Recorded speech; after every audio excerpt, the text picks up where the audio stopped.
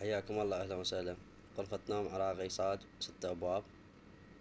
قياس الكنتور 3 مترات و10، وارتفاع 2 مترين و10. نظافة كلش حلوة، استخدام قليل. الزاوية تجي دوارة. بالإضافة إلى كومودي ثالث. السعر 650 ألف. الصور بنهاية الفيديو للتوضيح أكثر. عنوان بصرة الزبير، حي الإسرة. لا تنسى الاشتراك بالقناة وتفعيل الجرس. أهلا وسهلا.